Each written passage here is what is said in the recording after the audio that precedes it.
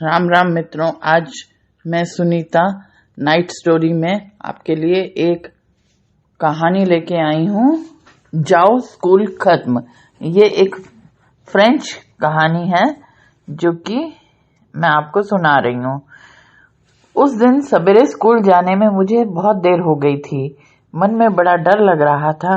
वैसे तो कोई बात नहीं थी, लेकिन हेमिल मास्टर साहब ने यह जो कह दिया था कि मैं सबसे पहले सकर्मक और अकर्मक क्रियाओं की परिभाषा पूछूंगा, और मुझे एक फूटा शब्द भी याद नहीं था।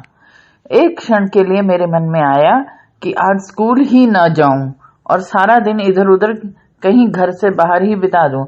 दिन बड़ा अच्छा था। आसमान साफ था और मीठी मीठी धूप खिली हुई थी। सड़क के किनारे वाले जंगल में चिड़ियां खूब चहक रही थी और लकड़ी चीरने वाली जो मिल है उसके पिछवाड़े सिपाही कवायद कर रहे थे। यह सब कुछ उन कर्मक और सकर्मक क्रियाओं से कहीं ज्यादा दिलचस्प था, लेकिन फिर भी अपनी तबीयत को रोकने का बल मुझ में था, इसलिए मैंने स्कूल की तरफ लंबे लंबे डग बढ़ाए। टाउन हॉल के पास से गुजरते हुए मैंने देखा कि बुलेटिन बोर्ड के सामने बड़ी भीड़ इकट्ठी थी। गत 2 वर्षों में लड़ाई हारने, सेनापति की आज्ञाओं, बजट आदि की जितनी भी बुरी खबरें थी वे सब इसी बुलेटिन बोर्ड पर प्रकाशित हुई थी, और मैंने चलते चलते ही सोचा अब कौन नया मामला उठ खड़ा हुआ। पर मैं रुका नहीं, भरसक तेजी से लपक लपक कर चलने लगा। वाक्टर लोहार, जो अपने नौकर के साथ खड़ा वहां बुलेटिन पढ़ रहा था, चिल्लाया, बबुए भागो मत, जाओ, वक्त से बहुत पहले स्कूल पहुंच जाओगे। मैंने सोचा यह मेरा मजाक उड़ा रहा है, और मैं अपनी उसी रफ्तार से चलता ही गया। हाफता हाफता स्कूल पहुंच गया। स्कूल लगने पर हमेशा की तरह शोरगुल होता था कि वह सड़क पर सुनाई देता था। डेस्क के खुलने बंद होने की फटाहट, जोर जोर से एक साथ सबक पढ़े जाने की तेज आवाज, यहाँ तक कि ठीक ठीक शब्दों को समझने के लिए कान पर हाथ रखने पड़ते थे, और सबसे ऊपर मास्टर साहब के रूल की जोर जोर से बार बार मेज पर पटकने से शोर होता था। किंतु इस समय सब कुछ शांत था। मैं सोच रहा था कि जब मैं चुपके से जाकर अपने डेस्क पर बैठने की कोशिश करूंगा तो बड़ी हलचल मचेगी, परंतु उस दिन तो वास्तव में सब ऐसे चुप नजर आ रहा था जैसे इतवार की सुबह हो। खिड़की से ही मुझे दिखाई दिया था कि क्लास में सब लड़के अपनी जगह पर बैठे हैं और हेमिल मास्टर साहब अपने लोहे वाले भयानक रूल को बगल में दबाए हुए चक्कर काट रहे हैं। मुझे सामने के दरवाजे को ही खोलकर अंदर क्लास में घुसना पड़ा। अंदाजा लगाया जा सकता है कि उस समय मैं कितना डरा और सहमा हुआ होऊंगा, किंतु कुछ नहीं हुआ। मास्टर साहब ने बड़ी मुलायमियत से कहा, बच्चों, फैंस जाकर जल्दी से अपनी जगह पर बैठ जाओ, हम तुम्हारे बिना ही पढ़ाई शुरू करने वाले थे। बेंच पर कूदकर मैं अपने डेस्क पर जा डटा, जब तक कि मेरा डर कुछ दूर नहीं हुआ। मैंने नहीं देखा कि मास्टर साहब आज हरा कोट, चुन्नटोंदार कमीज और काली रेशमी टोपी, सबकी सब चीजें बेल बूटों से कड़ी हुई पहने हुए हैं। यह कपड़े वे उस दिन पहनते थे जिस दिन इनाम बंटता था। यही नहीं बल्कि सारा स्कूल एकदम शांत और गंभीर था। ताज्जुब तो तब हुआ जब मैंने देखा कि पिछली बेंचों पर जो हमेशा खाली पड़ी रहती थी, गंवार लोग भी बिल्कुल हमारी ही तरह चुपचाप बैठे हुए थे। तिरछा टोप लगाए बुढ़ा हौसर बैठा था, जो किसी जमाने में नगर का मेयर था। इसके सिवाय एक भूतपूर्व पोस्टमैन साहब भी अन्य कई व्यक्तियों के साथ बैठे हुए थे। ये सब मातमी मुद्रा बनाए हुए थे। हाउजर साहब अपने साथ एक पुरानी फटी चित्रा प्राइमर उठा लाए थे। उसी को खोले हुए अपने घुटनों पर रखे थे। उनकी बड़ी बड़ी ऐनक भी उसी पर रखी हुई थी। मैं यह सब देखकर आश्चर्य ही कर रहा था कि हेमिल साहब अपनी कुर्सी पर चढ़े और उसकी मुलायम और विनम्र स्वर में जिसमें आते जाते ही मुझे बोले थे, कहने लगे, लड़कों, आज मैं तुमको सबक पढ़ा रहा हूँ। बर्लिन से आगे आई है कि अल्जक और लॉरेन के स्कूलों में सिर्फ जर्मन ही पढ़ाई जाए। तुम्हारे लिए कल से कोई नए मास्टर साहब आ जाएंगे, इसलिए आज फ्रेंच का यह तुम्हारा आखिरी सबक है। खूब ध्यान से पढ़ना। और यह शब्द मेरे कानों पर जैसे बिजली की तरह गिरे। अब समझ में आया कमबख्तों ने उस बुलेटिन बोर्ड पर क्या लिखा था। फ्रेंच का मेरा आखिरी सबक, आखिरी, और अभी मुझे अच्छी तरह लिखना भी नहीं आया है, और यही सब खत्म है। मैं अब आगे नहीं पढ़ सकूंगा क्या? हाय हाय, मैंने अभी तक अपने सबक ना याद करके कितना बुरा किया। बेकार ही चिड़ियों के अंडों की तलाश में घूमता रहा, बेकार ही अपना वक्त इधर उधर आवारागर्दी में खोया। वे किताबें जिनकी सूरत देखकर मुझे बुखार चढ़ता था, व्याकरण इतनी भारी थी कि ले जाने में आफत पड़ती थी, और वह महात्माओं की कहानियां आज सब मुझे पुराने दोस्तों की तरह लग रही थी, जिनसे जुड़ा होना अब असंभव मालूम हो रहा था। और बेचारे मास्टर साहब भी तो वे अब हमेशा के लिए जा रहे हैं, और मैं अब उन्हें कभी नहीं देख सकूंगा। सिर्फ इस कल्पना मात्र से ही मैं हेमिल साहब की सख्ती को भूल गया, और भूल गया कि उनके उस लोहे के रूलर को भी।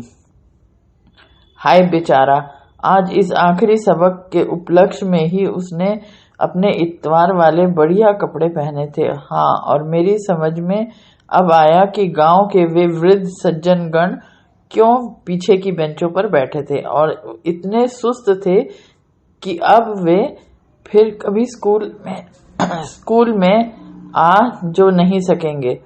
मास्टर साहब की 40 वर्ष की सेवा के प्रति अपनी कृतज्ञता प्रकट करने और उस देश का अभिनंदन करने के लिए जो अब उनका नहीं रहा था, वे लोग आए थे।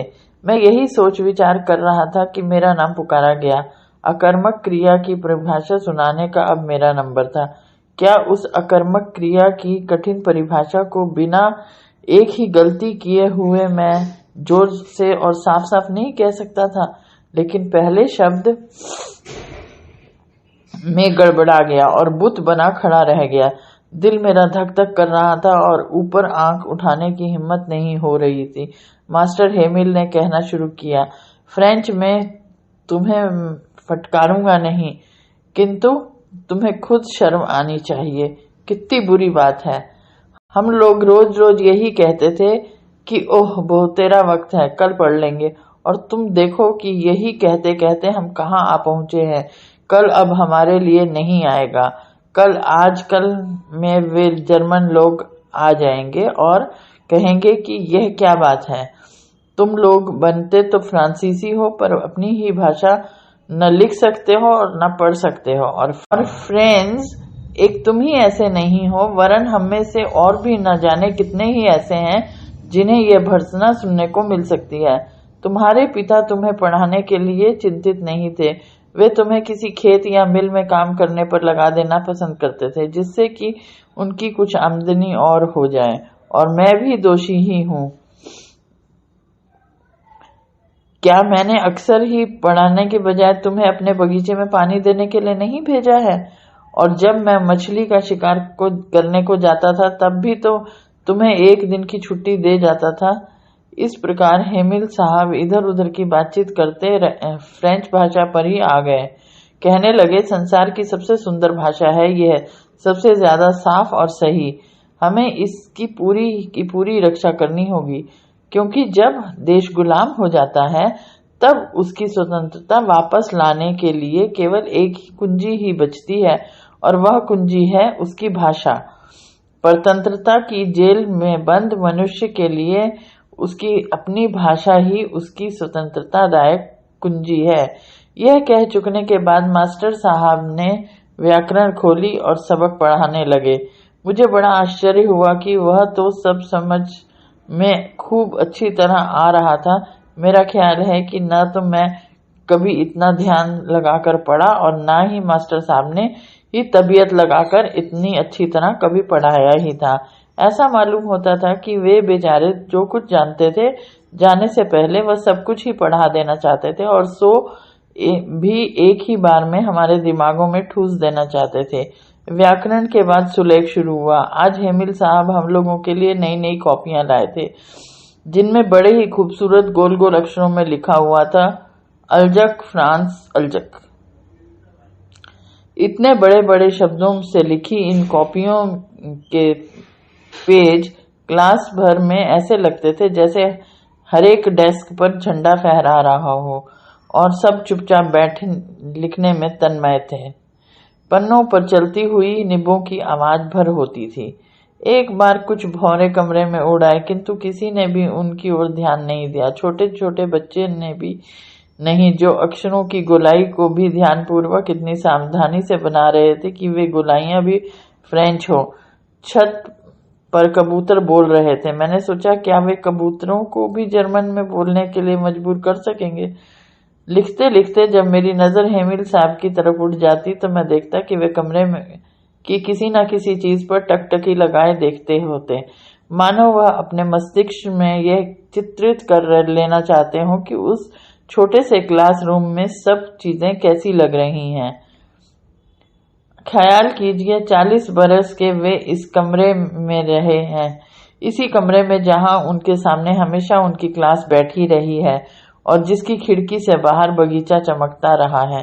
पूरे 40 वर्ष सब कुछ वैसा ही था, केवल डेस्क और कुर्सियां घिस घिस कर चिकनी हो गई थी।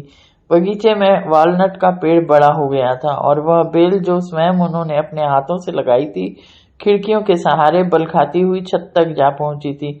उफ, बेचारा गरीब। यह सब छोड़ते हुए उसके दिल में कितना दर्द उठ रहा होगा।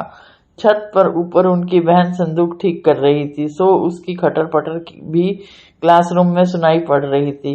कल ही उन्हें देश छोड़कर चला जाना था, और वे हरेक का सबक सुनने की हिम्मत बांधे रहे। सुलेख लिखने के बाद इतिहास का एक पाठ उन्होंने पढ़ाया। फिर बच्चों ने बा बे बी ओ बू करके शोर मचाना शुरू कर दिया। वहां कमरे में एक बड़े बेंच पर वृद्ध हौसर ने चश्मा पहनकर और प्राइमर दोनों हाथ में पकड़कर पढ़ाना शुरू कर दिया, और वे भी चिल्ला से ही रहे थे। भावावेश में उनकी आवाज कांपने लगी थी, और हमें सुनने में इतना मजा आ रहा था कि खूब हंसने और शोर करने का जी चाहता था। आह! और वह आखिरी सबक मुझे कितनी अच्छी तरह याद है। यकायक गिरजे के घंटे ने 12 बजाए, और इसी के बाद एजिलिस के घंटे ने भी। ठीक इसी वक्त कवायद करते लौटते हुए पर्शियन सैनिकों की तुरही की भी खिड़की के पास आवाज सुनाई पड़ी। हेमिल मास्टर साहब भी कुर्सी से उठ खड़े हुए। बिल्कुल पक्के पक्के और लंबे लग रहे थे, मुझे इतने कि जितने मुझे कभी मालूम नहीं पड़े थे। दोस्तों, उन्होंने कहा, मैं और जैसे उनके गले में कुछ अटक गया। वे आगे बोल नहीं सके। मेज पर से चौक का टुकड़ा उठाकर वे चुपचाप बड़ी शान के साथ ब्लैक बोर्ड की तरफ चले। वह उस पर जितने बड़े अक्षरों में लिख कर जा सकते थे, उन्होंने उसमें लिख दिया, फ्रांस जिंदाबाद। और लिख कर उन्होंने अपना सर दीवार के साथ टिका दिया। बिना बोले उन्होंने अपना हाथ हिलाकर आदेश दिया, जाओ, स्कूल खत्म। तो दोस्तों, रात्रि कहानी में यह आपको कहानी कैसी लगी अवश्य बताएं। इसके साथ ही पेड़ लगाएं, पेड़ बचाएं और पानी भी बचाएं।